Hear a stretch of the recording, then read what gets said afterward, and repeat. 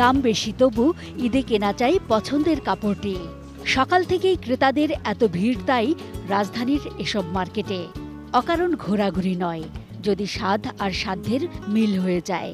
ভিড়ের মধ্যে ঘুরছি, সবাইকে দেখছি কেনাকাটা করছে। এখনো কেনা হয়নি, সাধ্যের মধ্যে বাজেটের মধ্যে পেলে কিনে ফেলবো। প্রিয়জনকে সঙ্গে করে পছন্দের পণ্যটি কিনে কেউ বা আবার ঘরেও ফিরছেন। সঙ্গে কিন্তু থেমে নেই শিশুরাও। শপিং করতে খুবই আনন্দ লাগতেছে।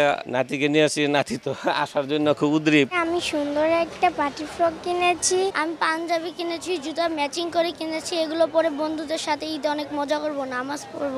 সুতি, জর্জেট, কাতান ছাড়াও ভারতীয় এবং দেশীয় শাড়ির পাশাপাশি মলগুলোতে ফ্রক, থ্রি-পিস এবং পাঞ্জাবি সহ সব বয়সীদের জন্যই পোশাক ছিল বাহারি নামের।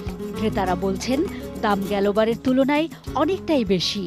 বীরের মধ্যে আসাটাই আনন্দই আলাদা।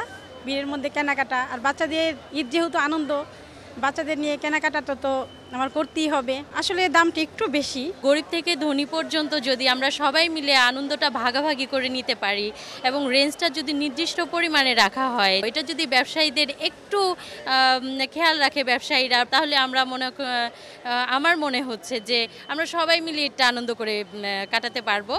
তবে দাম যাই হোক না কেন, দোকানিরাও বলছেন বেচা বিক্রি বেশ ভালো।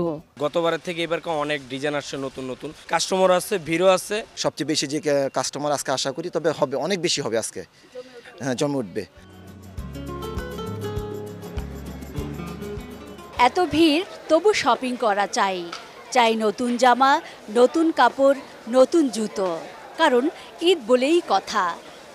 নিজের পছন্দের পণ্যটি হাতে নিয়ে ঘরে ফেরার আনন্দে তাই হাজারো ভিড়, আর রাজধানীর হাজারো যানজট ঠেলে এমন ভিড় শপিং মলগুলোতে হাজারো মানুষের।